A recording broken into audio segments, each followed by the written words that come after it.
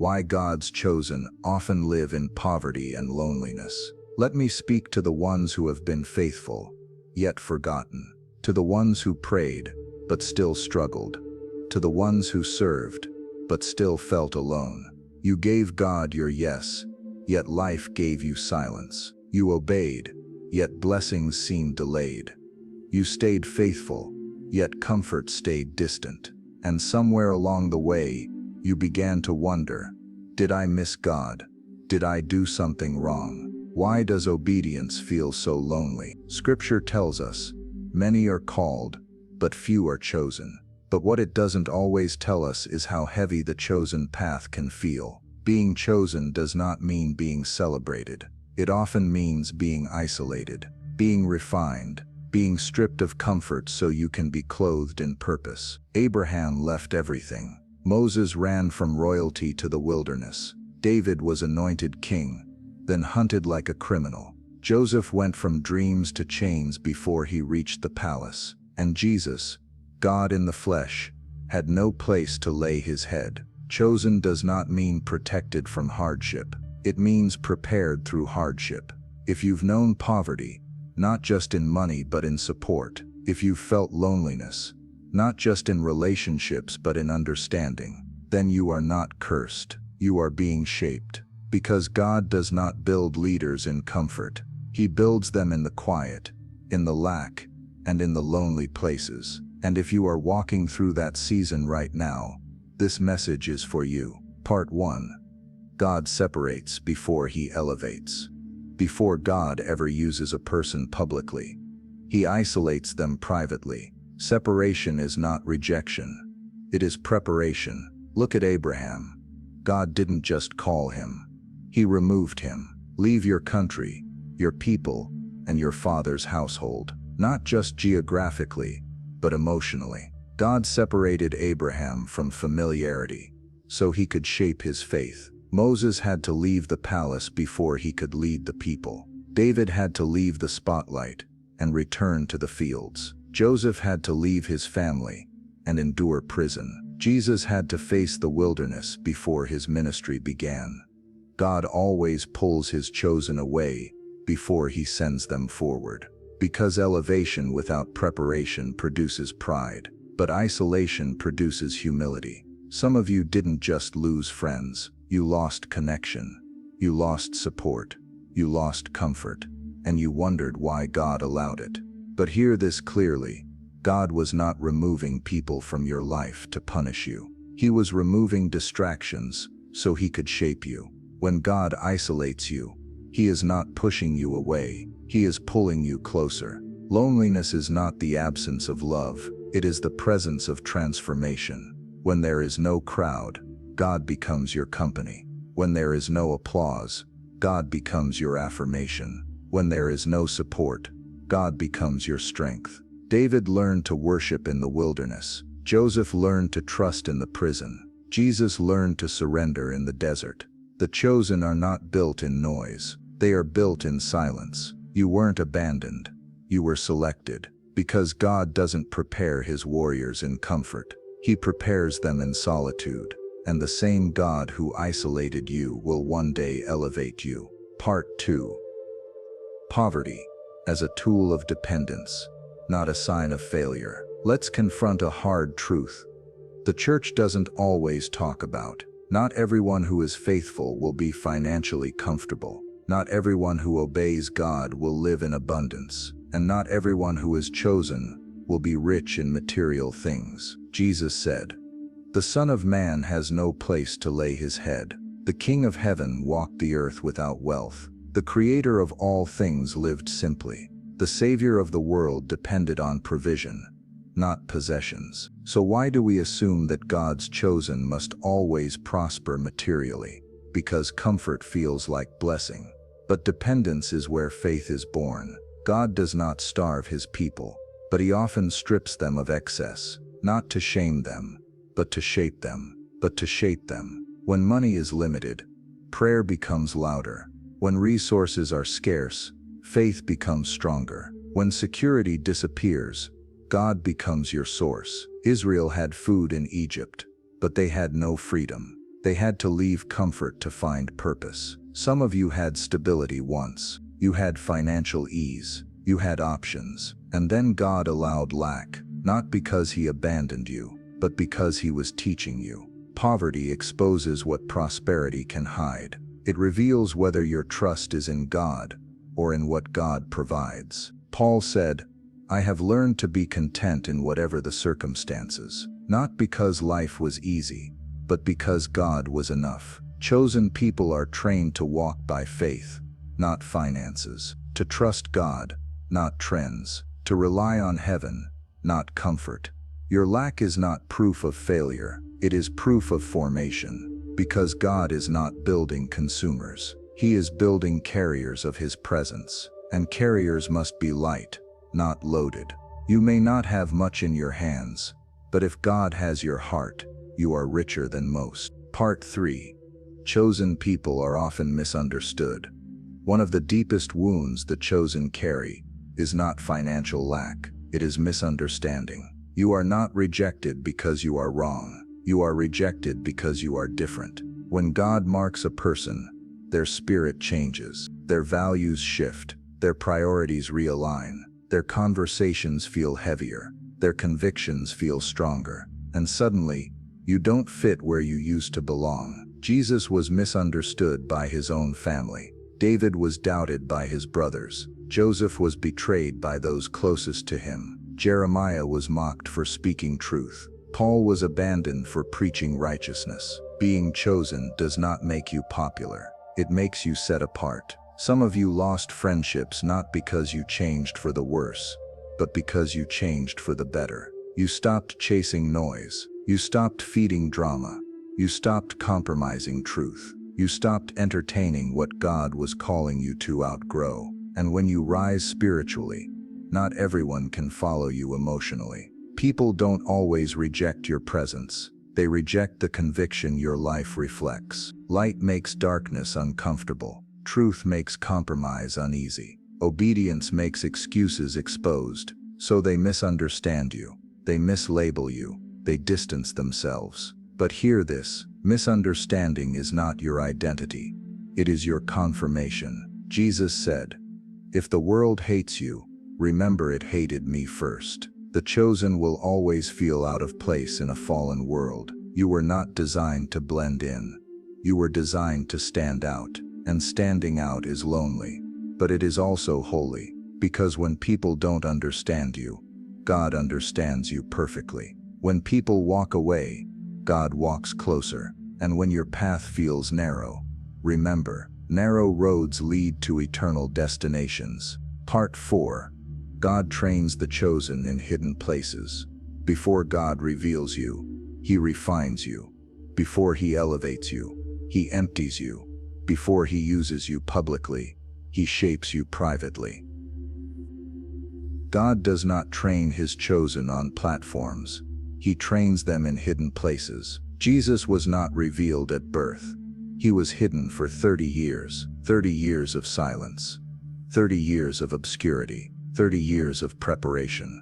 David was anointed king, then sent back to the fields. Joseph was promised greatness, then placed in prison. Moses was called to lead, then buried in the wilderness. God always develops His leaders where nobody is watching, because character is not built in applause, it is built in isolation. Some of you are in a season where nothing seems to be happening. No recognition, no rewards, no results. But heaven is working, even when earth is quiet. God uses hidden seasons to remove pride, strengthen obedience, and deepen trust. In the silence, you learn to hear His voice. In the waiting, you learn to trust His timing. In the loneliness, you learn to lean on His presence. The world trains people for performance. God trains people for purpose, and purpose requires pressure. Pressure reveals what comfort conceals. It exposes weaknesses. It strengthens faith.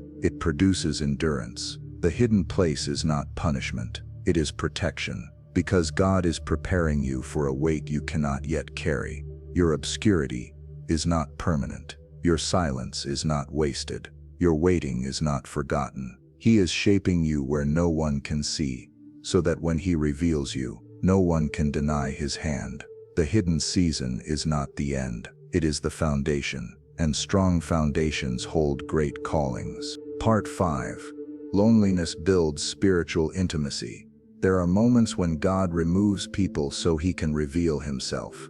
Not because people are bad, but because dependence must be redirected. When voices grow quiet, God's voice grows clearer. Loneliness is painful, but it is also powerful, because in the absence of human comfort, divine intimacy is born. David wrote, "The Lord is close to the brokenhearted, not close to the busy, not close to the distracted, close to the broken." Some of your deepest prayers were not prayed in crowds, they were whispered in solitude. Some of your strongest faith was not built in celebration, it was built in silence. When there is no one to impress, your worship becomes pure. When there is no one to lean on, your faith becomes real. When there is no one to distract you, God becomes your focus. Jesus often withdrew to lonely places to pray, not because he was weak, but because intimacy requires isolation. Loneliness strips away performance, it removes masks, it silences noise, and in that quiet space, God speaks. Some of you didn't just lose people, you lost identity, you lost familiarity, you lost emotional safety, but you gained clarity, you gained depth, you gained spiritual strength. Because when the world grows distant, God grows near. You may feel unseen, but you are not unnoticed. You may feel alone, but you are not abandoned. God uses loneliness to teach you that his presence is enough. Not temporary comfort, not emotional validation, not human approval, just him. And when God becomes your foundation, nothing can shake you. Part 6. The chosen are not meant to blend in. Comfort comes from conformity. Calling comes from difference. And God has never called his chosen to blend in. From the moment he marked you, your life stopped fitting the world's mold. Your spirit became heavier. Your convictions became deeper. Your tolerance for compromise became thinner. You began to feel out of place in conversations you once enjoyed, in environments you once embraced, in systems you once trusted. That discomfort is not confusion.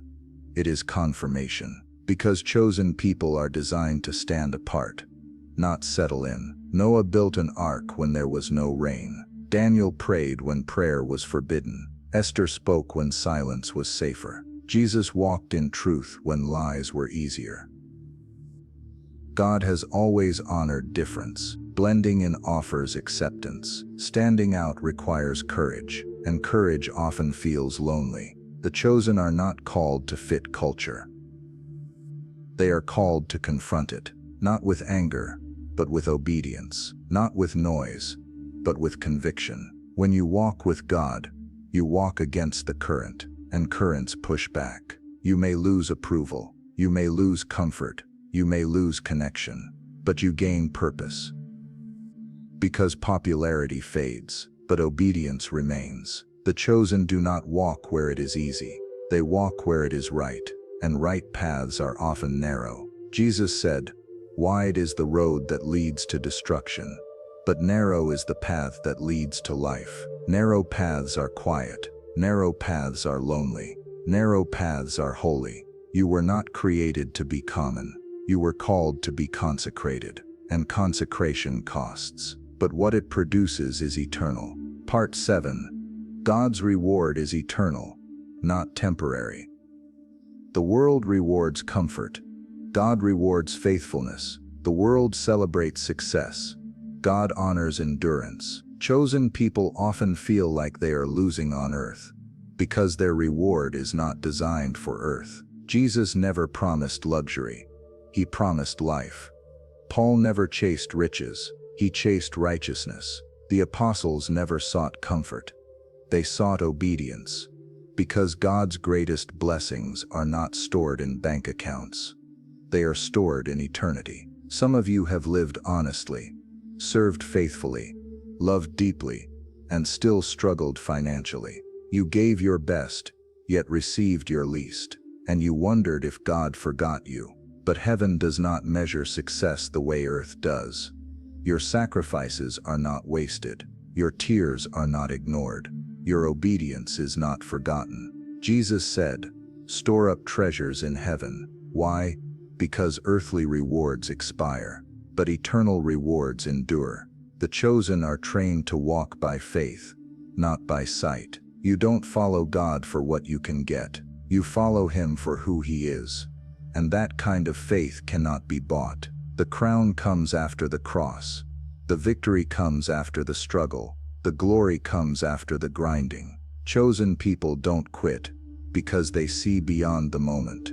They understand that what feels like loss now is producing gain later. Heaven is not silent about your sacrifice. Heaven is keeping record.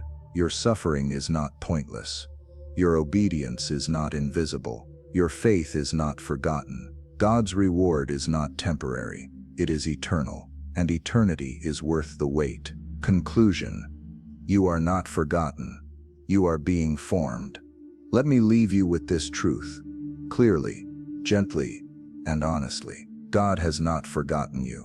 He has been forming you. Every lonely night, every financial struggle, every silent season, every misunderstood moment, none of it was wasted. You were never abandoned. You were being prepared. The chosen are not shaped in comfort. They are shaped in conviction. They are shaped in obedience. They are shaped in endurance. Gold is not refined in ease. It is refined in fire, and so are you. When people walked away, God stayed. When resources ran low, faith grew. When the world misunderstood you, heaven understood you perfectly. Your suffering was not proof of God's absence. It was proof of His attention. Because God disciplines those He loves. He refines those He calls. He strengthens those He chooses. You may not have much in your hands, but you carry something far greater in your spirit. You carry resilience. You carry faith. You carry purpose. You carry God's presence, and that presence is enough. One day, what you endured in silence will be rewarded in glory. One day, what you suffered in faith will be honored in eternity. Until then, keep walking, keep trusting, keep believing, because the same God who shaped you in the valley will reveal you on the mountain. You were never forgotten. You were being formed, and what God forms, He also fulfills.